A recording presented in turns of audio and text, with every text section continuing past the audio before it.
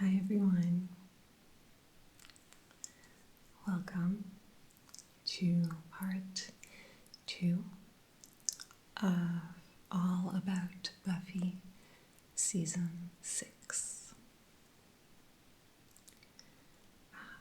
So, in this video, I am going to be talking about the characters and some episodes that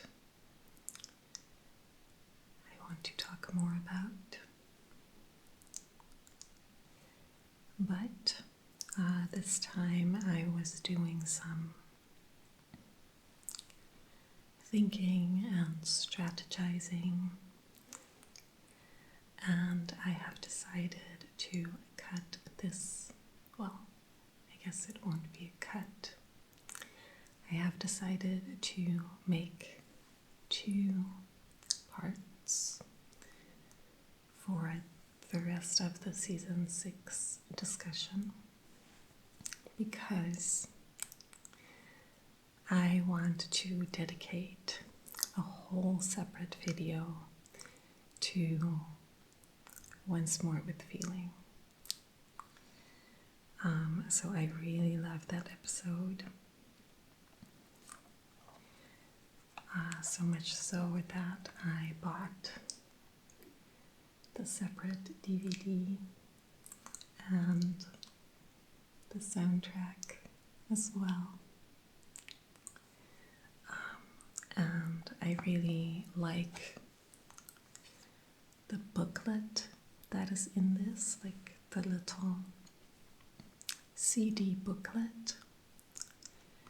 And I really like that, and I want to show that and share some parts of it maybe. So I just want to give it the attention it deserves and make an entirely separate video of it. So I'm not going to be talking about Once More with Feeling, the episode, in this part. And I'm going to do that in a whole separate video. So I just wanted to mention that. Some other notes before we get started. Daytime filming, as is the norm from now on. The cat is inside. She went out at like 11 a.m. and before I wanted to get started, I checked on her, see if she wanted to eat, and she came inside, of course. But she's settled, she's sleeping, and the difference is when she's inside in the daytime, I can still film, because if she decides to, if she decides that the situation is not to her liking, she can go back outside still in the daytime. And when it's dark, I no longer have that luxury, so I have to deal with her until she quiets back down, which can be a long time. So we're going for it.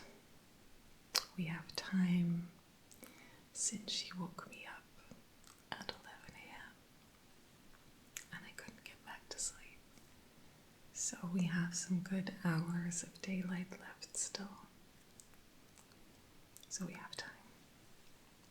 Now, obviously, birds, cars, dogs, people, planes, it can all happen. And yeah. Now, I also have tea. It's too hot to drink still. And you know that the sound of me drinking is extremely loud, at least to me. So I might be cutting that out.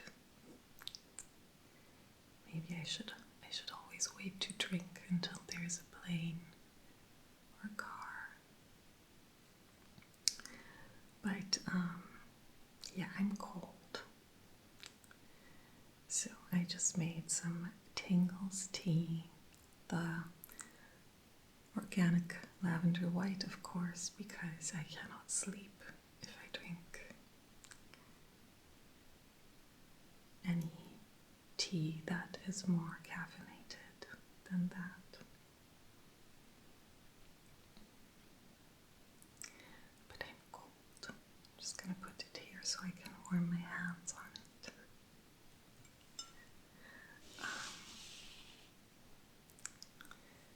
So before, back in the good old days, when I would film at night. She's looking at me. I would film at night, well, later in the evening. So I would turn off the heat around 9ish, and then I could film starting from 11:30 p.m. So it would already have cooled down quite a bit, but still manageable. But now, because I have to film when I wake up, I turn down the thermostat before I go to bed so that it doesn't even start in the morning, so that I can just immediately start filming if needed. I was early today, so I showered first. But usually, I'm here within a half an hour of waking up. So the heat can't be on.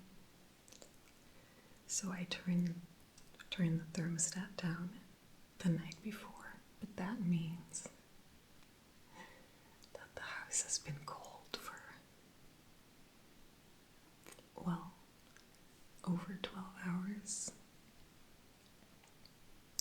So it's a different kind of cold. Yeah, it's a different kind of cold.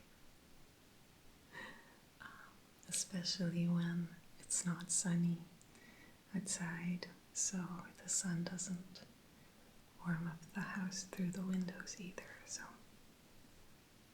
I've got my tea.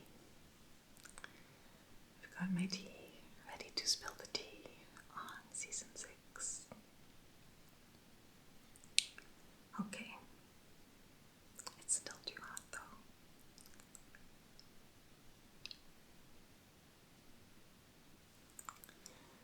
Okay. So season 6. Characters. Let's start with the characters first, as usual. Oh, a little bit of sun. That's nice. That's good. Would be nice if that stayed. So, as usual, I'll start with Buffy. As usual, Buffy is suffering.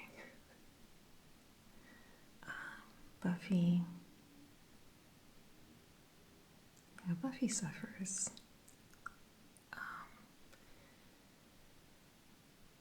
It's just hit after hit for Buffy, isn't it? But anyway, season 6 is definitely the worst, and it's, the worst.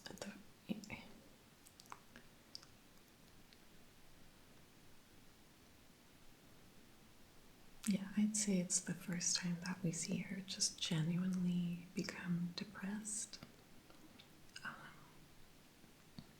So, yeah, she she's brought back from the dead. She was in heaven or heaven dimension, and she is thrust back into hell. So she is very unhappy. And she becomes depressed. And, in the beginning, she just wants to die. She just wants to die. And I think it's in Gone that she realizes for the first time that she doesn't want to die. What is that sound?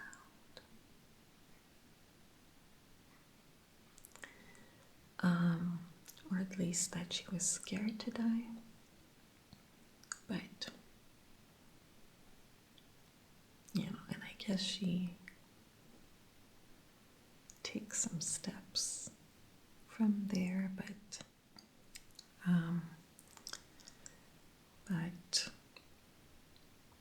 she's depressed, and like the actual kind, not the bounce back in a few episodes kind. And it changes her, all of these things. So losing her mom, dying, being brought back, and her depression, it changes her. And season 7 Buffy really reflects all of those changes, and this is one of the things that I love about Buffy the Vampire Slayer as a show, is the character development. And like they really are mindful of making all of that fit generally, like especially with the main characters. They might make some mistakes with side characters, but generally they really keep an eye on that. And they might sacrifice some continuity or other elements to make sure that the character development evolves correctly. And that's what I really enjoy, and it's the main reason that I stop watching other shows. Just halfway through or after a couple of episodes, I just stop, because it's quite obvious that the characters are never going to grow or learn or change through their experiences in the show. And I feel that that is just one of the biggest mistakes that these like TV dramas make, is ignoring lasting and intelligent character development. And I think Buffy does that very well, and showcased in the main character, Buffy herself. So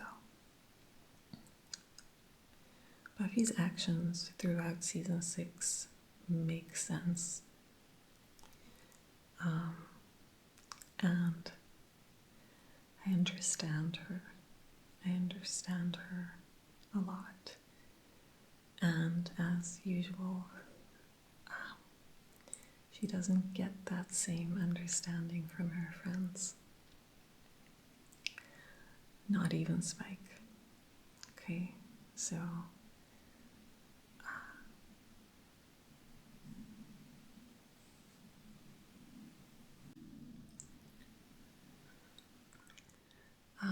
so not even Spike.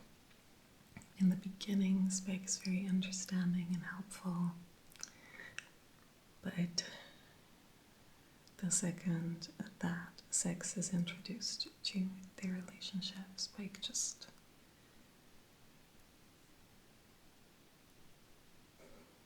lets her down. So yeah, Buffy, depressed.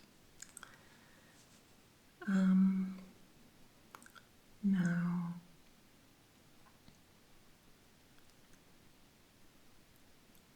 let's touch on Giles real quick. So Giles, in this season,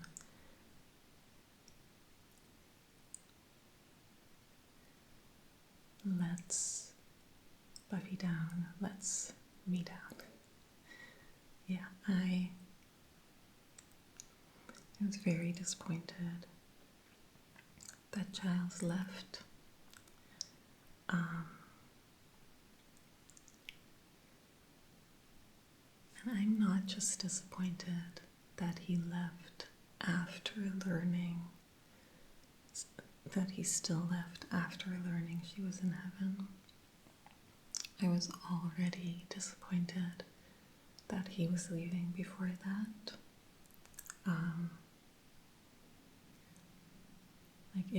It seems to me that he should be intelligent enough to recognize depression, and it seems to me that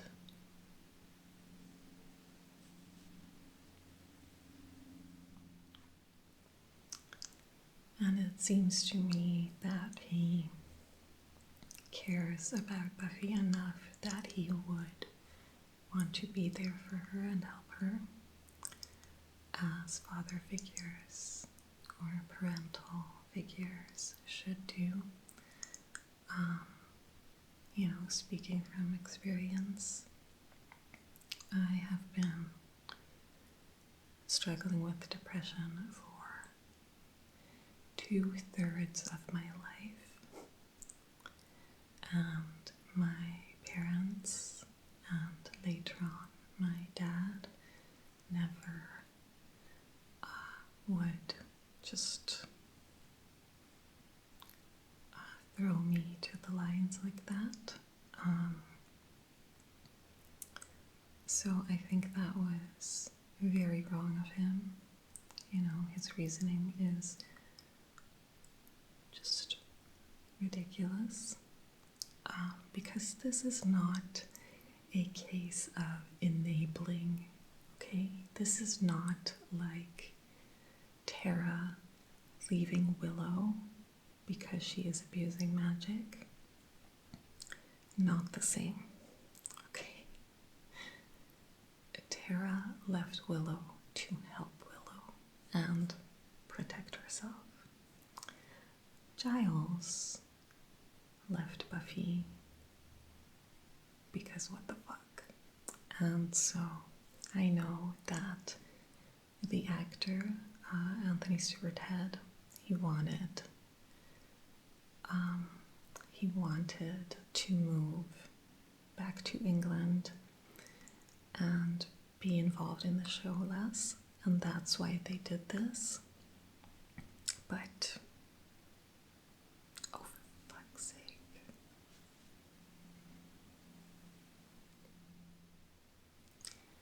But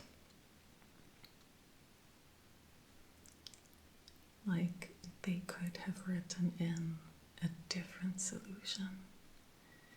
Anything else, okay? Honestly, they could have killed him. I would have been better.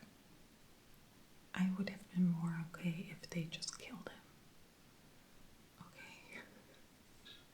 Because at that point, for me, Giles was just like, nope. So, no. Done with Giles.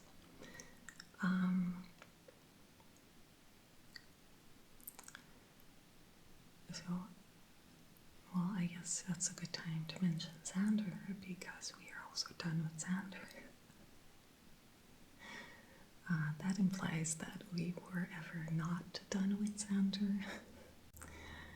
So no, I hated Xander since forever, but season 6 really like drove that home. Season 7 further drives that home. But, you know, season 6 really, really.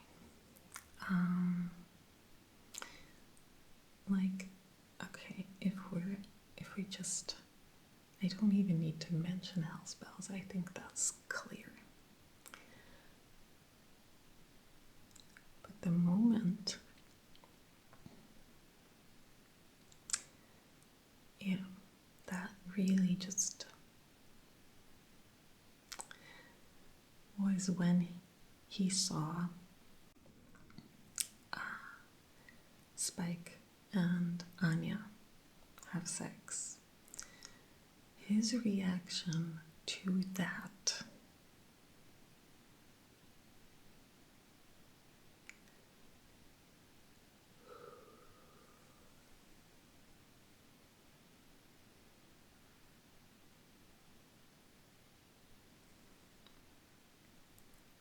fucking Xander. Okay, whatever.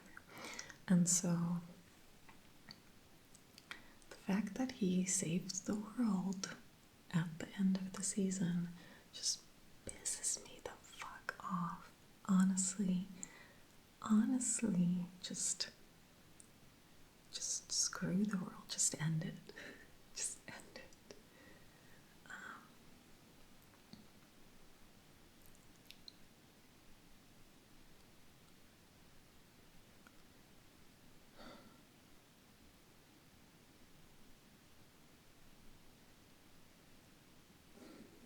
Okay, it's fine. Let's not talk about it. So, Willow, the reason the world needed saving. So Willow in this season goes through some changes. So first, with the magic addiction, I think that this is, you know, interesting. I know that in the fandom there were a lot of people that were like, what is this? But I don't feel like she was just having fun and then Amy was there and then in the span of 2 days it became an addiction issue. I don't see it that way. I think that this was coming. If you rewatch the show, this was coming from the beginning. Like from the second she started dabbling with magic,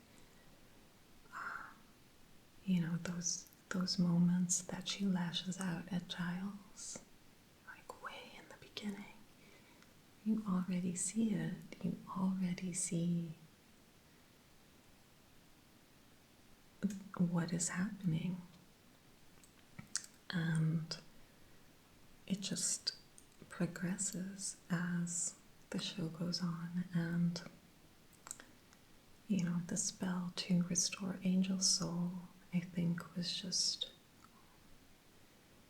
much too powerful magic for her to handle at that point. And yeah, I think that just,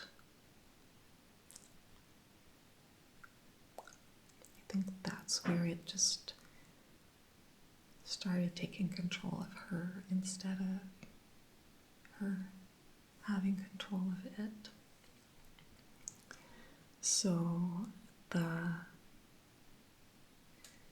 events of season 6, in my opinion,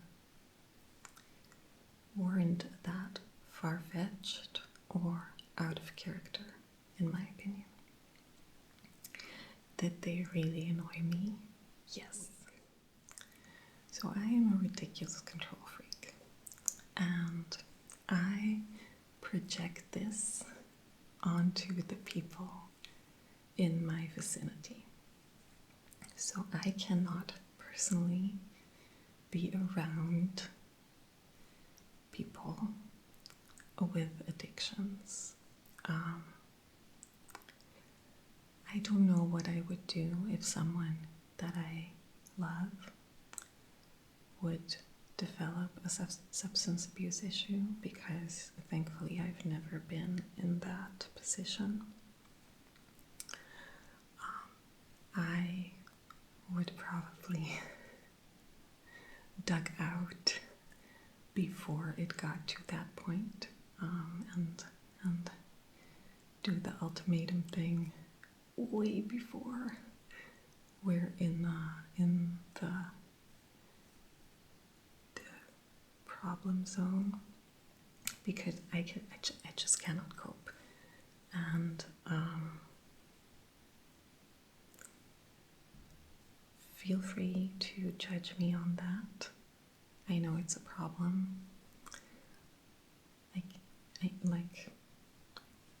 know it's a problem.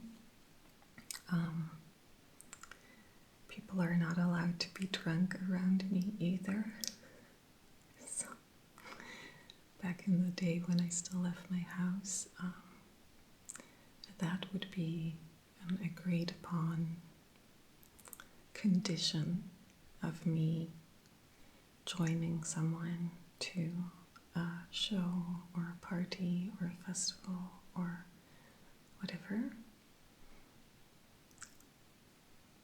No, people are not allowed to use drugs around me, because I'm a control freak, meaning I want to control everything.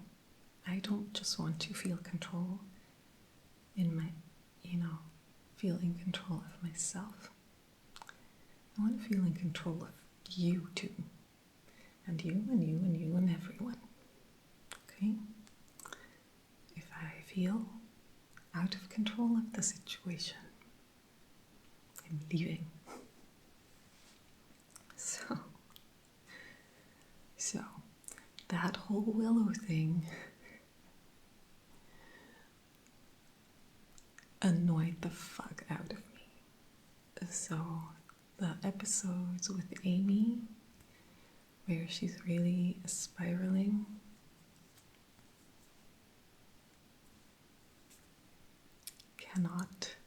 cannot enjoy. Cannot.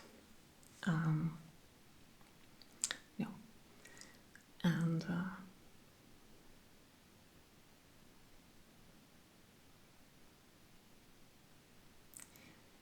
I don't know. So I've never really soul searched on why Willow is not one of my favorite characters.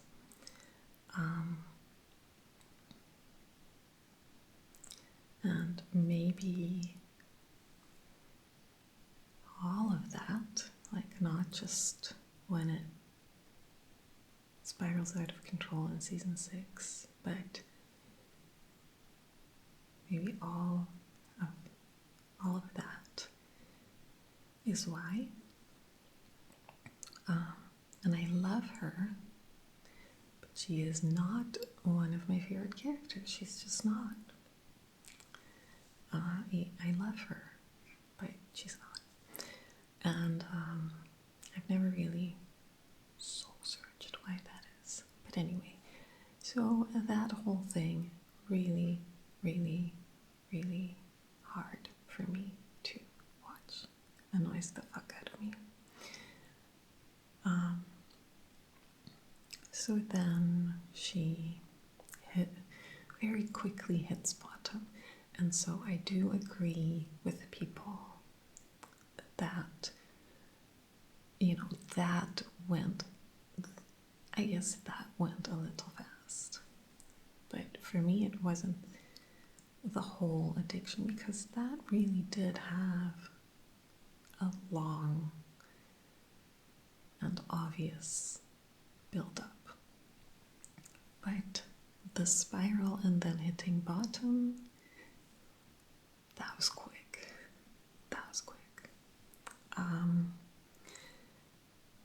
But thankfully, that was quick, so I didn't have to watch all of that for a long time. And then she's recovering, all good, and she gets back together with Tara, and that I was so happy about that. They are my OTP. I really love them together.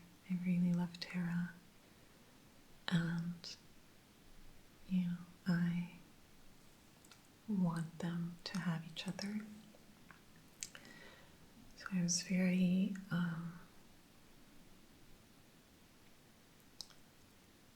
glad that they reconciled, only to then have it yanked away.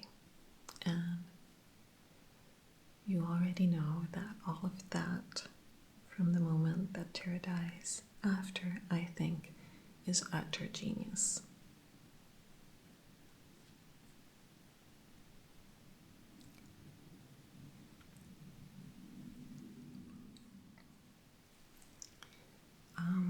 So yeah, I love Dark Willow. I love her as a villain, as the big bad.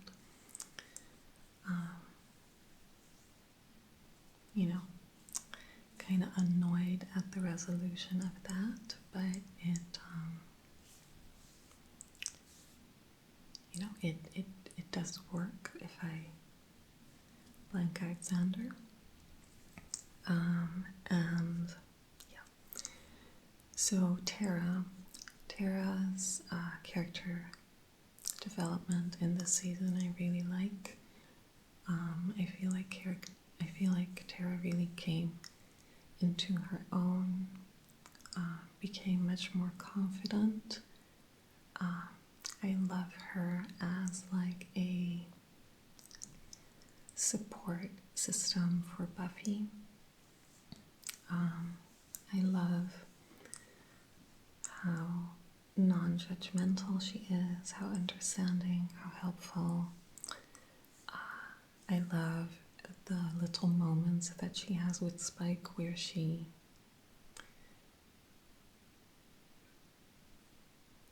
you'll know what I'm talking about, but just those moments where she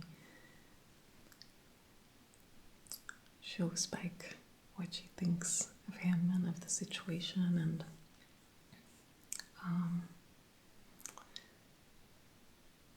I think Tara in season 6 really shines when she confronts Willow, when she breaks up with Willow.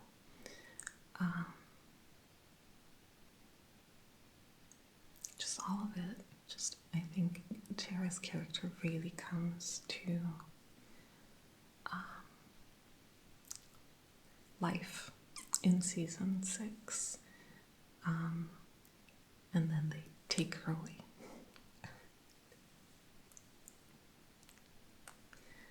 Because of course. But yeah, I really love Tara in season 6.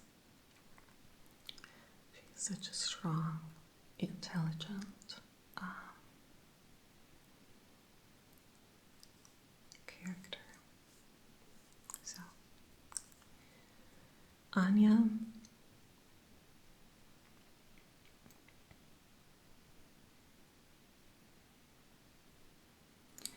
I don't so much like Anya in season 6 up to Hell Spells. I feel like they kind of halted her development and they made her fairly one-dimensional for a long time, and really like hammered down that I love money part, and that became like her thing for most of the season. So I feel like a lot of what made Anya interesting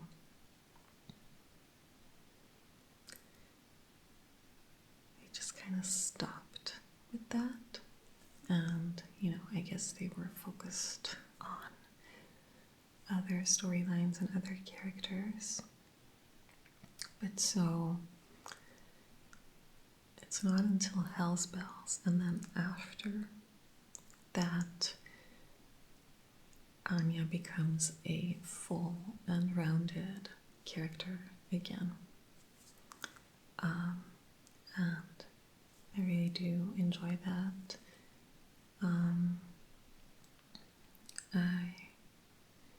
I'm glad she went back to being a vengeance demon. I really understand her choices.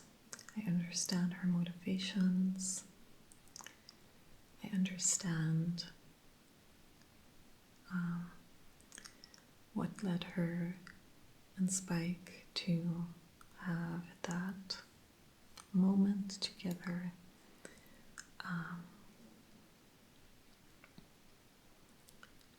I like the way that they were able to involve her in the finale episodes. So I guess you could say that Sandra leaving was the best thing to happen to her.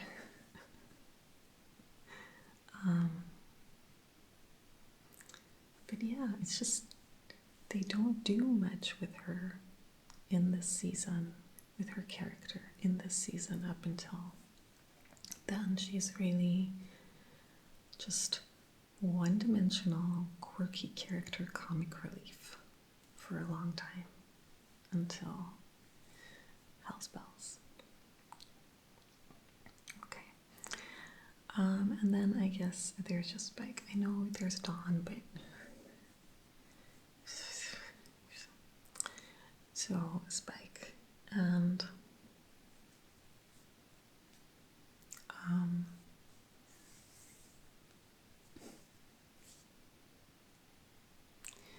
sad. So I am a Buffy Spike shipper. I was a Buffy Spike shipper from school hard, like from the very fucking start. I shipped Buffy Spike. So the Buffy Spike that we got in season 6 was just very, very sad and very, very disappointing. I'm fine with it. I think it all works. I think it all makes sense. They were never gonna have a healthy, nice, lovey-dovey relationship. It was never gonna happen. I am aware of that, but it still hurts. It still hurts. It was just toxic. It was toxic from the start. I am one of the people that does not blame Buffy at all. I know there's a lot of people that think that Buffy used Spike, abused Spike. I know that there's a lot of people that try to explain away the events of seeing red through Buffy's behavior and the nature of their sexual relationship. But I am not one of those people. Okay? I do not blame Buffy. Did they both play their part in this very toxic union? Yes. But there just are... Yes. But...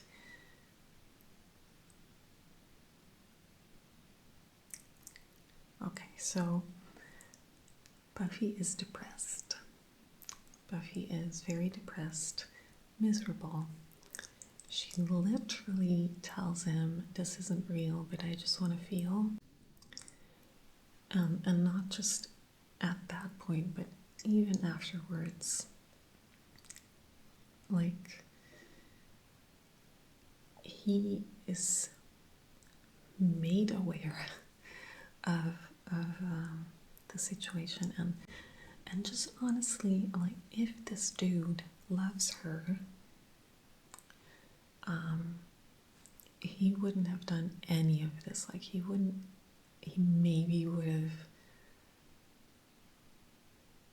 gone for the first kiss, like, I guess.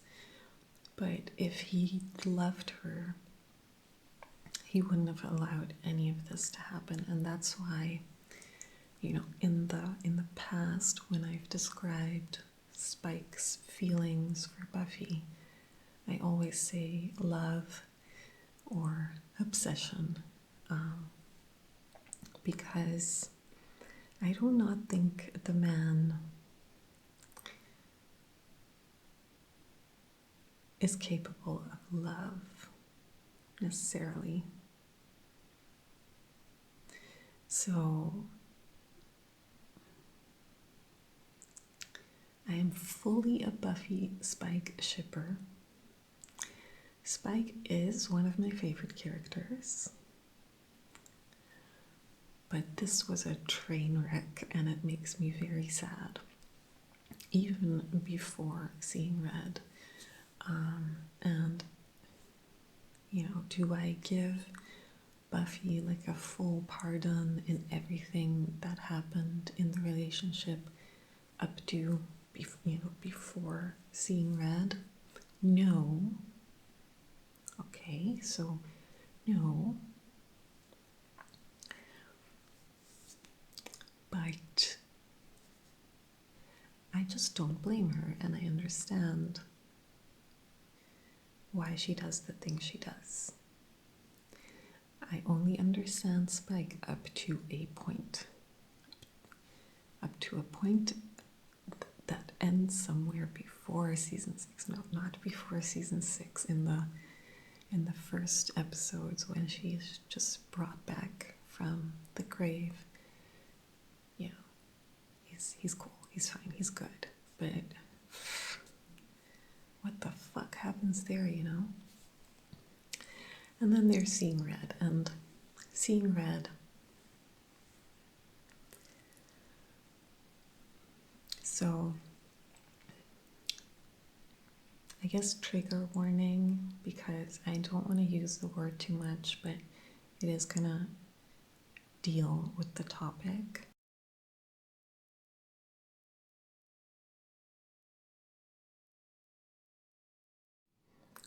So in Seeing Red, Spike tries to rape Buffy. And, you know, online at the time, and now still, I still see it described as a whole lot of other things except that. And even when people use the correct words, I still often see it between quotation marks.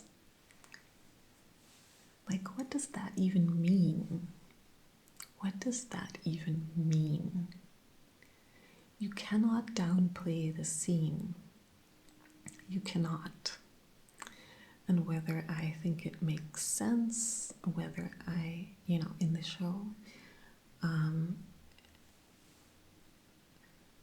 and whatever, that's a different story.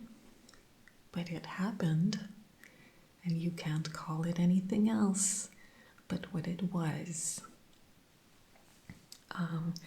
And I am very, very, very sad that they did that. I am very sad they did that.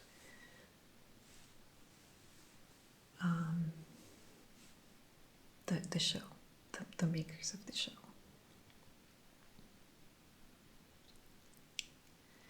And this whole thing is so tricky to talk about, because, like, I do not want to sound apologist in any way. I don't want to sound like I'm defending the character or whatever, because I'm not.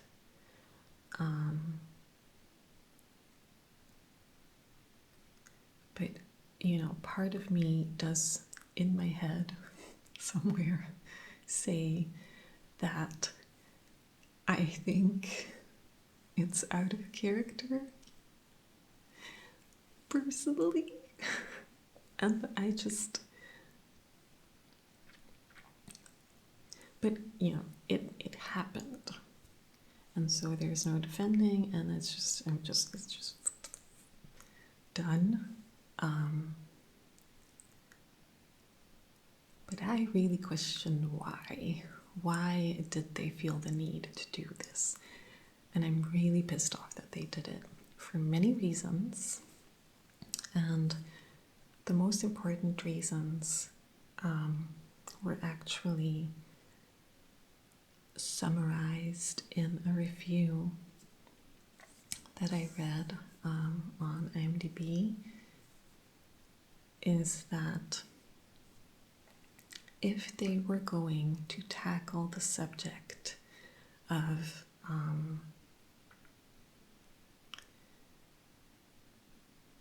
you know, acquaintance rape, you know, the majority of sexual violence against women occurs by people, offenders, that the woman knows or loves or is related to. So if they were going to tackle the subject, fine. But to do it in this way is incredibly irresponsible. It's just badly done, it's irresponsible, and it shouldn't have happened. If they were going to do this, then they should have let it happen and then write out the character of Spike. Okay, just remove, just gone. Just gone.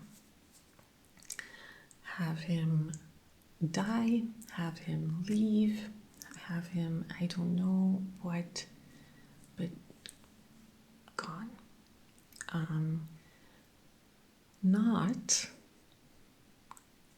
have Buffy bring Dawn to him to babysit her the next day.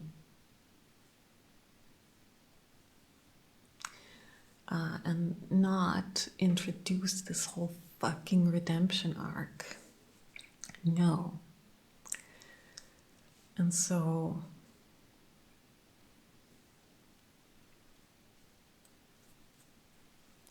another thing that was mentioned in the review is not do it in a way that provides people with so much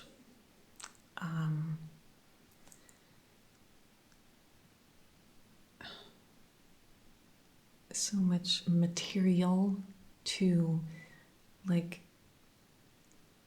justify what happened or explain what happened or dismiss what happened. You know, people use all sorts of things to explain why he did what he did and why we should understand it. And that happens in real life. So, I mean, this is real life. People explaining it is real life. But, I mean,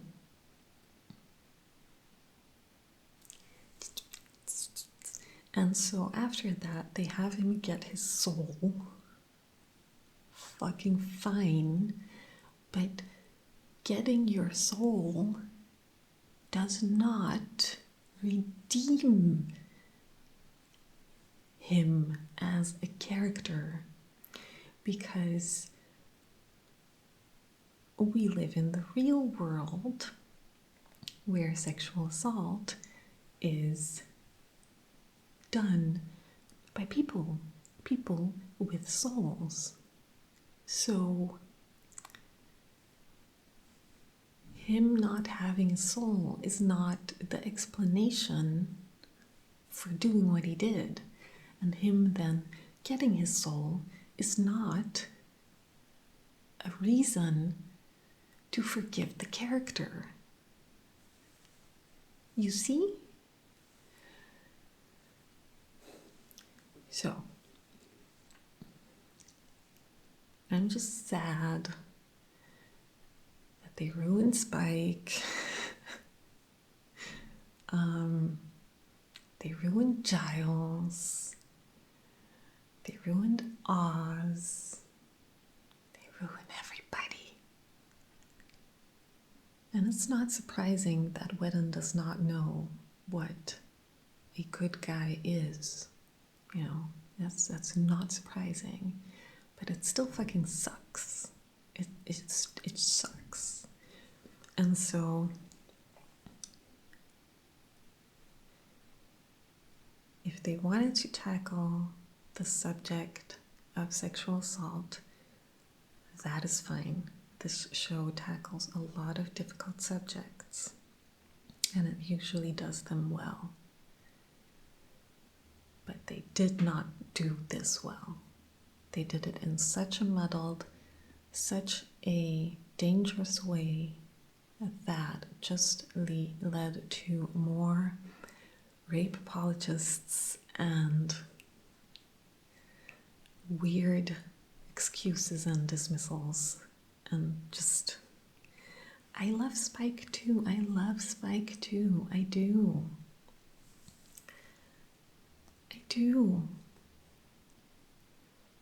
But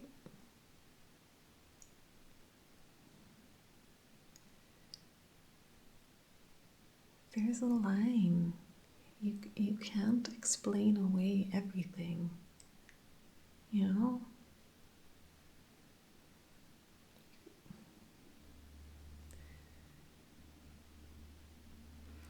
And so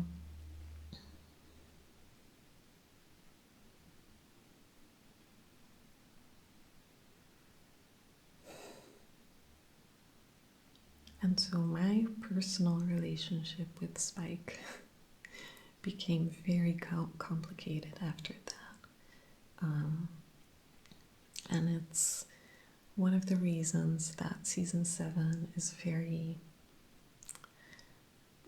strange season for me. I have no idea how I'm gonna tackle the season 7 videos. I have no idea.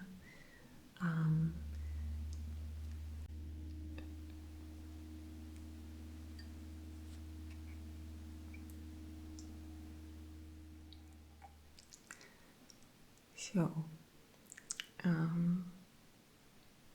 I do not know if I said all I wanted to say on the subject, but there is a background noise issue, so I'm gonna have to wrap this up for a while, and we'll wrap this video up, and I'll have to see if I can get back to the second part later. Okay, so I guess I didn't talk about any episode specifically, but I don't have much to say about the season 6 episodes, aside from Once More with Feeling, and I guess Normal Again. So I'm gonna save that for the Once More with Feeling episode. So this was rough. Season 6 is rough. So it makes sense that the discussion of season 6 was also going to be rough. And it deals with some heavy subjects: depression, addiction, sexual assault, parental figures abandoning you when you needed it the most. But so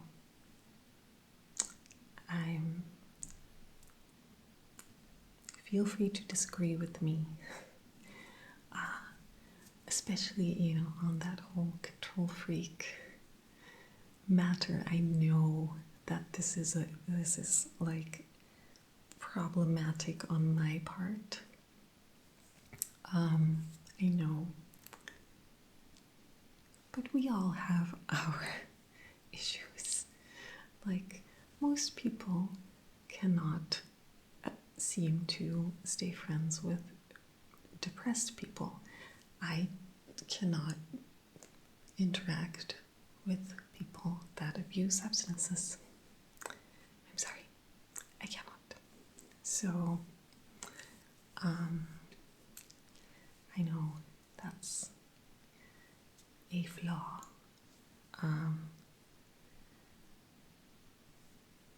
But it is what it is.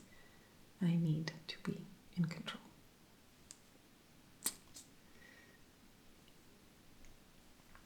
So, yeah, there's that.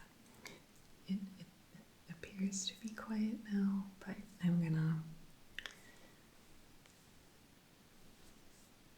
give it a little bit and then return for once more with the feeling. Okay, thanks for listening.